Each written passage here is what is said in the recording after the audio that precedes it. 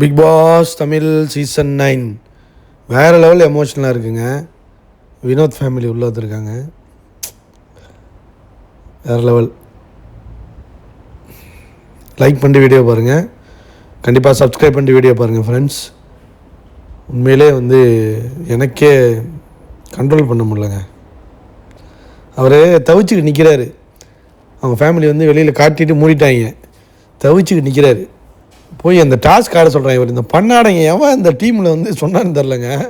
இந்த மாதிரி போய் டாஸ்க் ஆடிட்டு தான் அவங்கள பார்க்கணுன்னு சொன்னது மட்டும் என் கையில் கிடச்சான்னு வச்சிங்களேன், செருப்பாக கழிட்டு அடிப்பேன். போய் டாஸ்க் பண்ணும்போது அதனால் பண்ணவே முடியல. பண்ணி முடிச்சுட்டு Bigg Boss please Bigg Boss விட்டுருங்க பிக் பாஸ்னு அழுகுறாரு.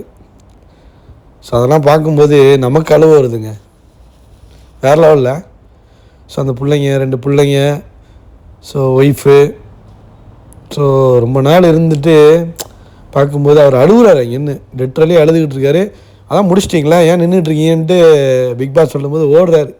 ஓடி போய் கட்டி பிடிச்சி, சபரி ரொம்ப நல்லவங்க, தங்கமான ஒரு இதுங்க. அவன் அதை பார்த்துட்டு அவன் ஒரு சந்தோஷப்படுற மாதிரிங்க.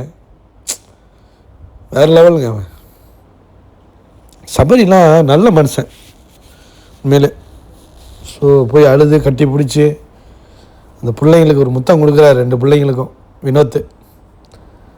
ஒரு வாழ்நாளே அது ஒரு பெரிய ஒரு மெமரியில் இத்தனை கோடி பேர் பார்க்கும்போது.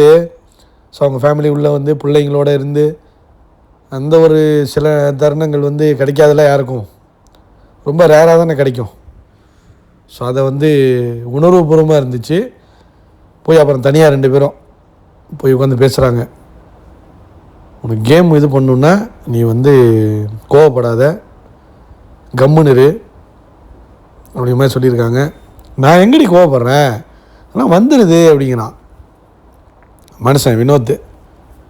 உண்மையிலே டைட்டில் வின்னருக்கு டிஸோடுங்க கொடுத்துருங்கடா பேசாமல். டைட்டில் கேம் எத்தோடு முடிச்சுட்டு வினோத்துக்கு டைட்டில் கொடுத்துருங்க. ஸோ வேறு என்ன இருக்குது, வேறு என்ன ஆடுறாங்க, நான் லவ் பண்ணிக்கிட்டு காஜி வேலை பார்க்குறாங்க. வினோத் ஓரளவு இவங்கெல்லாம் கம்பேர் பண்ணும்போது வினோத் ஓரளவு ஓகே. கேம் இன்னும் மைண்ட் கேம் ஆடலை, அவ்வளோதான். மற்ற எல்லாமே பண்ணிட்டார், என்டர்டைன் எல்லாமே பண்ணிட்டார். மைண்ட் கேம் மட்டும்தான் இல்லை. அப்புறம் இன்னொன்று, இவர் இங்கே சில்மிச வேலைகள் சில பார்த்தார்ல, அதை ஒய்ஃபு சொல்லிருச்சு, வீட்டுக்கு வா அவனுக்கு அடி இருக்குது அப்படின்னு சிரிச்சுக்கிட்டே சொல்லுதுங்க. அது ஒரு அவங்களுக்குள்ள இருக்க அந்த ஒரு அண்டர்ஸ்டாண்டிங் காதல் தெரியுது பார்த்தாலே. ஸோ வேறு லெவலில் இருந்துச்சுங்க. எனக்குலாம் ரொம்ப எமோஷன் ஆயிடுச்சு. உண்மையிலே ப்ரௌடாக இருப்பார் வினோத். நீ டிசர்வ்டியா. லைக் பண்ணிட்டு வீடியோ பாருங்கள், கமெண்ட் பண்ணுங்கள்.